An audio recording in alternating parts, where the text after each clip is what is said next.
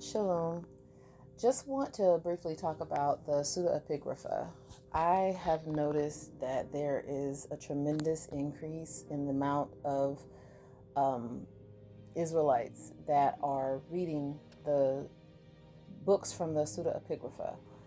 And the thing with that is, like, we know that we have the apocryphal books, and when you read the apocryphal books, especially Canuck and Enoch, Jubilees, Jasher or Yashar, when you read those books and a few other ones like the Maccabees and so on and so forth, they don't take away from the books that we already have. They actually, in some cases, elaborate on the accounts that we were already told through the 66 books, and then we also can find them being quoted in the 66 books. So we know that this is in fact script that was removed from the original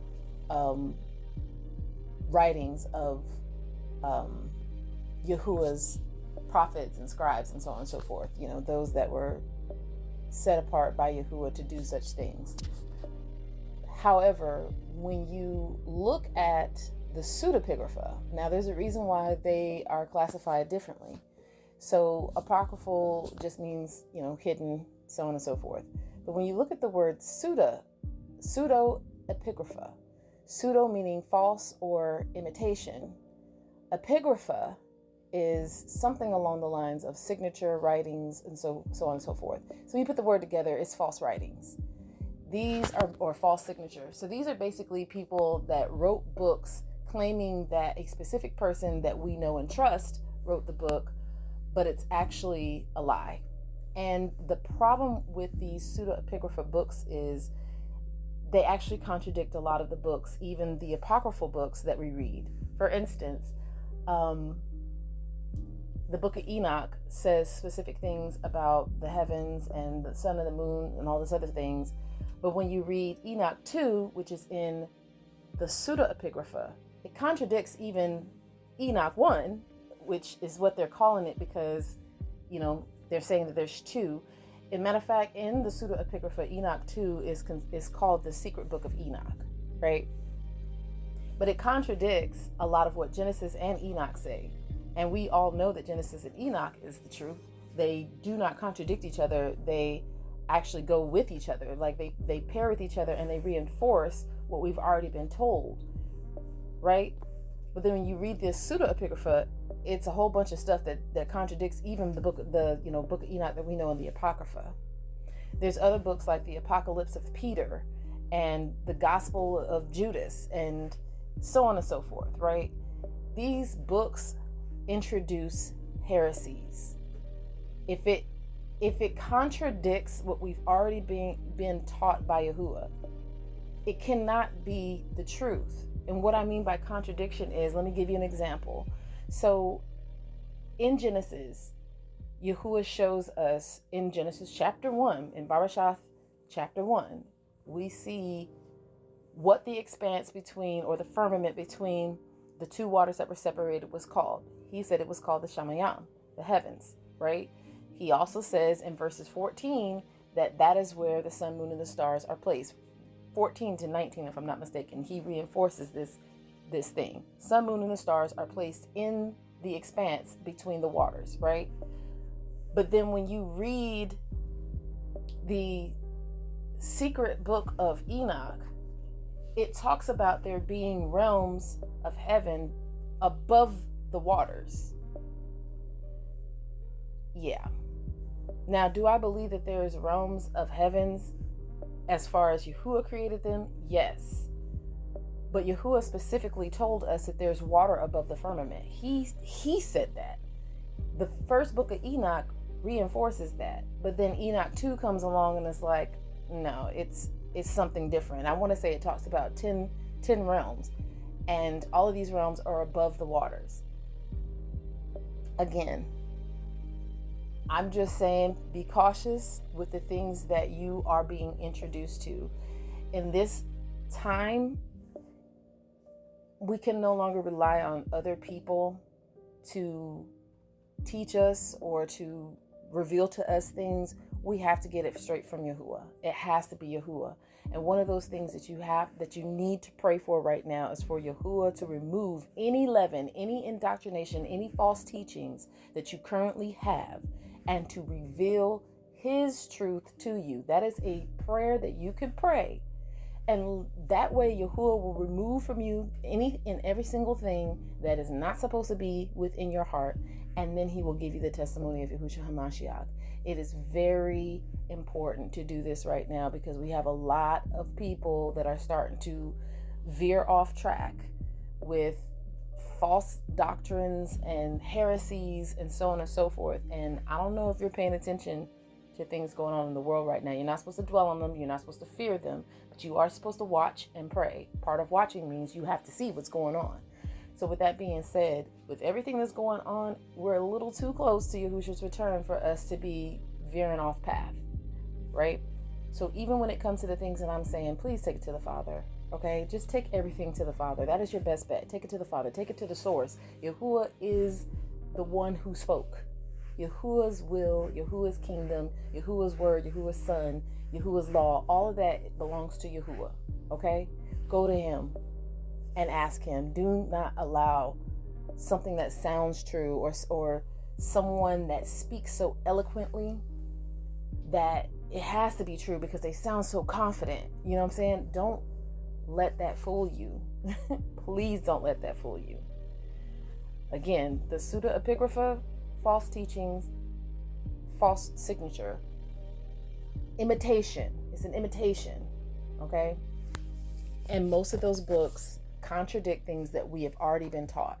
They don't reinforce, they don't uphold the same story that we know, they contradict. So that means one of them is true and one of them is false. So now you're having to do backflips to try to make it fit, and that is literally the same thing we just came out of. A lot of us came out of an indoctrination that taught us to do backflips through the scriptures in order to make them fit, instead of them just fitting. The truth always testifies of the truth. Ruach HaKodesh is not going to testify of anything outside the truth. And the funny thing about this, and then I'm gonna head on out, is I was in the book of Genesis, and I was pausing on chapter 1 because I had already read through Genesis multiple times, and now Yahuah was stopping me on the first chapter so I can gain more information. And that's when he started pointing out to me this about where the sun, moon, and the stars was placed, and he was talking to me about NASA and how it was a whole bunch of things. But he took me to Isaiah 14 and was talking about the, Hasatan's motive was to place his throne above the clouds and the stars. So it's important to know where the stars are in order to know where this throne is placed. So if he wanted to place his throne, exalt his throne above the stars and the clouds, and Yahuah has already told us that the stars are in heaven, which is the expanse or the firmament between the two split waters, right? That would mean that he is trying to exalt his throne above that. And what has NASA taught us? That we have the sun, moon, and the stars in a place called outer space, along with planets who all happen to be named after Greco-Roman deities, right? Along with the days of the week that are named after Greco-Roman deities.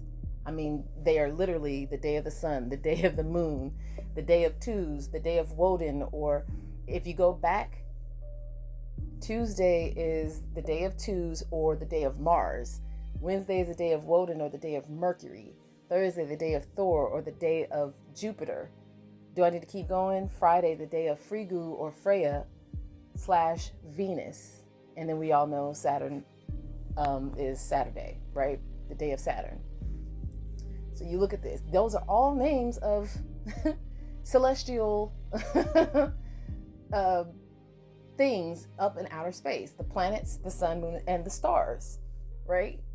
I don't think that's a coincidence by far. Especially if you go to, it's either verse 14 or verse 15, maybe even verse 16. Let me turn to that real quick so I can tell you for sure. One of them talks about the whole purpose of the sun, moon, and the stars. Here it is. And Yahuah said, this is verse 14 of Genesis 1. And Yahuah said, let there be lights in the expanse of the heavens to divide the day from the night, and let them be for signs and for appointed feasts and for days and years. So Hasatan, and remember in Genesis 1 and 2, Yahuah is not naming the days, he's numbering the days. Day 1, day 2, day 3, day 4, day 5, day 6, day 7, right? The seventh day, you get introduced to the seventh day in the first verse of the second chapter of Genesis, right? And day 1 through 6 is in Genesis chapter 1. With that being said, I don't think it's a coincidence that Yahuah said that the sun, moon, and the stars are supposed to be for days, times, years, and appointed times and feasts, right? And then we have these false deities that are literally the names of the days of the week in Babylon.